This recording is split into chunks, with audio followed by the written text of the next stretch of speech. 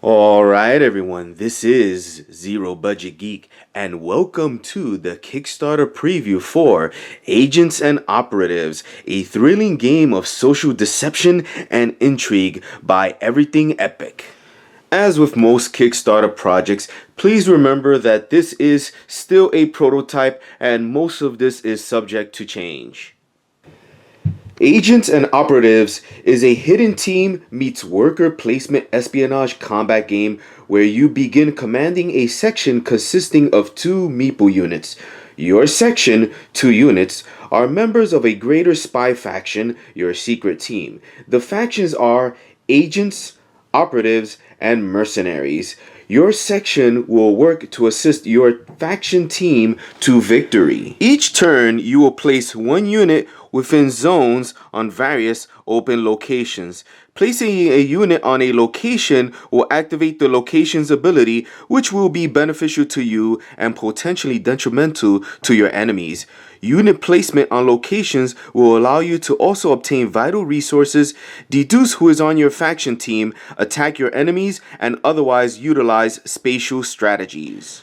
To set up the game, you will take the 8 zone tiles and put them in a 2x4 grid. You could do this randomly, or certain scenarios will require you to set them up in a certain way.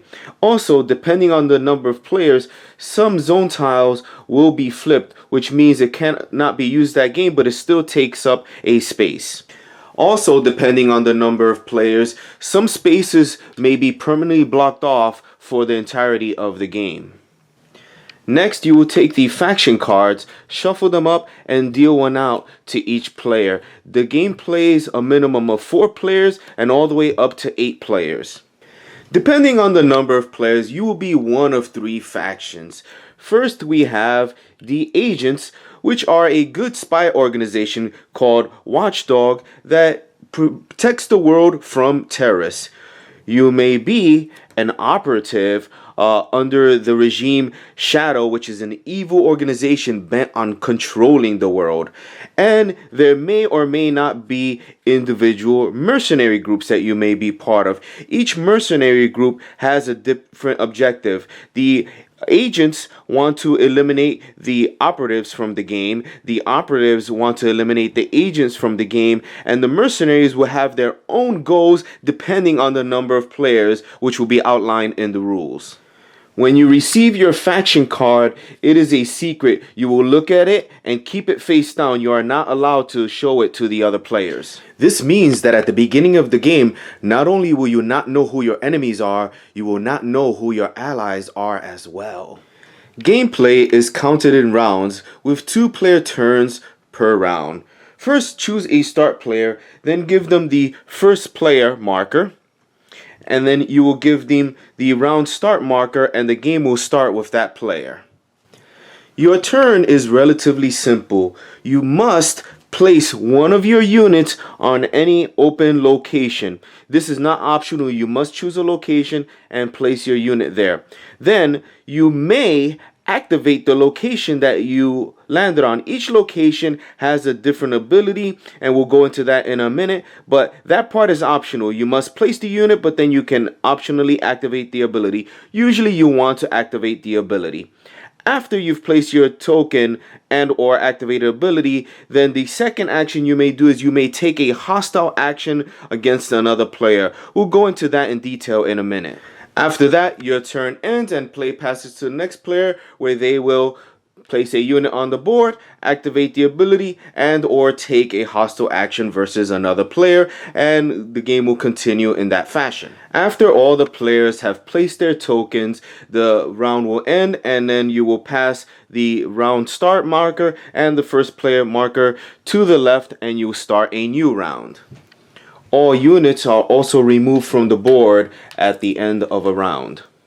Let's take a look at some of the location abilities. First up we have here is the embassy. Now when you place a unit here, you can place it on the one space which is Intel. This will let you get an Intel token. These will let you deduce the identities of the other players. The intel location is the only one where you can have multiple meeples on that location. Normally, once a unit is placed on a location, no one else can go there, but this spot is unique with that rule. Next in the embassy, we have the negotiate option. When you place a meeple there, you can swap your meeple with one of another player elsewhere on the board. However, both players must agree to the swap. We have an armory. Placing units here generally gets you weapon cards. Weapon cards are used to attack the other players. We also have a laboratory. Placing units here generally gets you gadget cards. Gadget cards have miscellaneous effects that usually either protect you, hurt the other players, or modify your weapon cards. You also have the ability to destroy other players' gadgets by going to the laboratory. Next, we have the headquarters. Placing a unit here will give you an extra ghost unit that you can use once in the next round. This unit will be placed first before any of the other players. In addition, you will take the first player marker from the current first player. Next, we have the drone control. Placing units here will give you access to drones that you can send to other zones to either disrupt the other players, blow them up, or just completely lock down those zones for a round. We have the night room here. Placing units here will allow you to steal cards from the other players. We also have the black market. Placing units here generally lets you dig through the discard pile and pick up discarded weapons. And lastly, we have the facility. Placing a unit here, you can conduct repairs, which reduces damage that you have taken throughout the game. You can also activate a field beam. This gives you a ghost unit that you can use in the next round, but this ghost unit will be placed last after everyone has placed all their units. After you have placed a unit and activated that location's ability, you may take a hostile action. There are 3 possible hostile actions. The very first one that you can take is called an intel hack. This means if you have an intel token and you are at the same zone as another player, you may discard your intel token to have the other player reveal what faction they are. They will take these 3 faction cards and shuffle them up so you cannot see what they are. So the other players don't know which one you're picking. And then they will pick the one that matches that they are. So if they're an agent, they must show you that. If they're an operative, they must show you that. But this is a secret exchange. So they will take that, pass it to the other player face down. They will look at it and then pass it back. Remember, all of this is secret and must remain between the 2 players. However, this is a social deduction game, so there is table talk and you can talk about anything that you have seen, including lying. Just remember that the actual viewing of the cards is what is secret.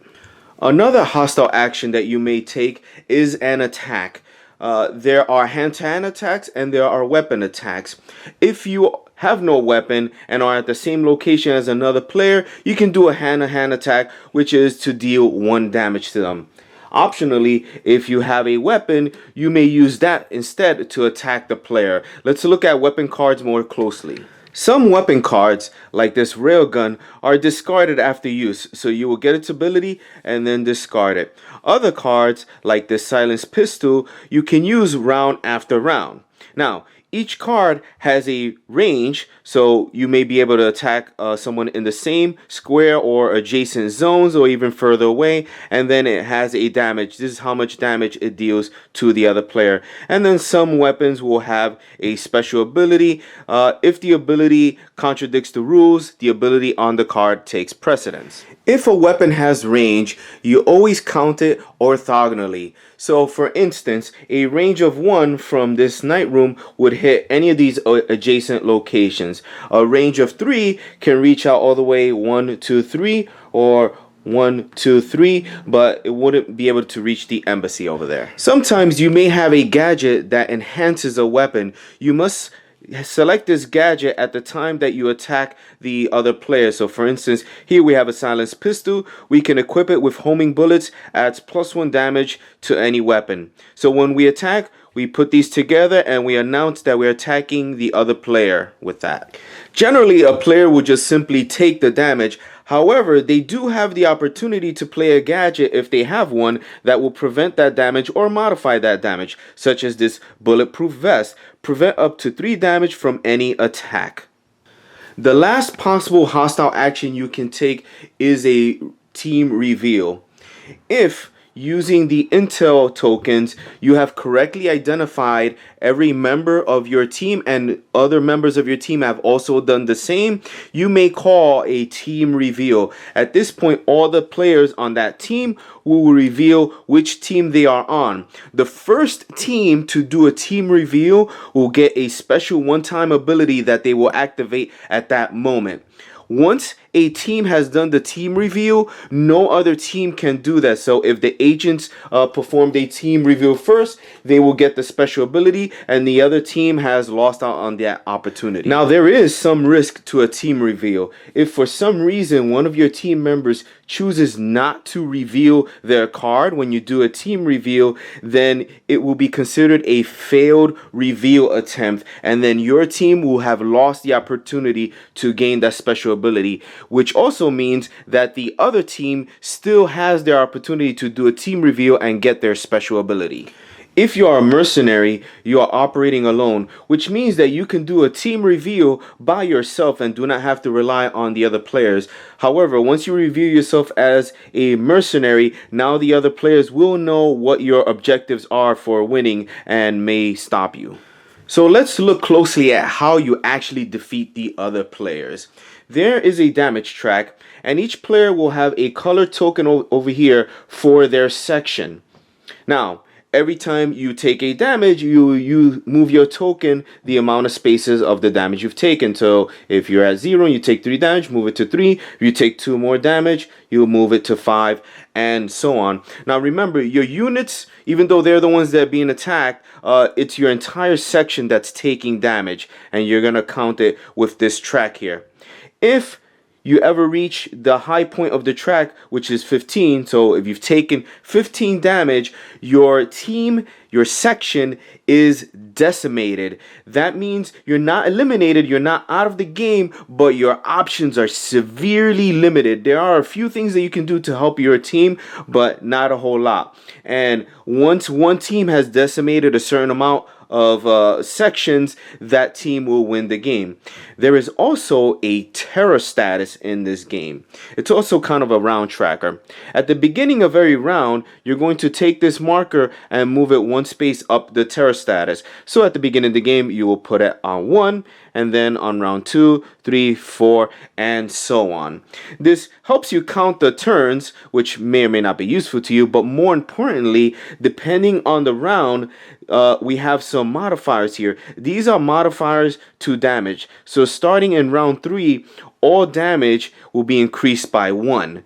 Starting in round 5, all damage will be increased by 2, and so on, all the way until round 10 and up, all damage will increase by 5. So this will cause the game to start spiraling more and more to the end game. So you continue through the game, placing your units, attacking the other players, trying to deduce who they are, finding and equipping weapons, finding and equipping gadgets, and trying to maintain your damage here until, depending on the number of players, you decimate the required number of teams, and then once you have achieved your goal, you will win the game. During the game, you have a reference card that will outline all the different actions you can do on your turn, as well as the abilities of all the locations. For this prototype, it's on a piece of paper, but for the Kickstarter, it will be an actual card that you will have, and all the abilities of the locations will be on this card, and they will not be on the board so that the board doesn't look so cluttered. And so that is Agents and Operatives, a social deduction worker placement game. If this looks like a game that you would enjoy, go down into the description box. You will find a link to the Kickstarter and go ahead and back the campaign. You can also go there to find more information. This is just a basic overview of the game. If you go to the Kickstarter, you will find many more details. And again, if this seems like a game for you, go check it out. follow the Kickstarter, and back it if you wish. I'd like to thank you for watching. If you like this video, be sure to go down and give me a like, and if you dislike it, you can go ahead and give me a dislike as well. As always, I look forward to your comments, and if you want to see other videos that I've done, go ahead and click the link in the upper right hand corner, or better yet, subscribe to this channel to stay up to date. So guys, thanks for watching, and I'll see you soon.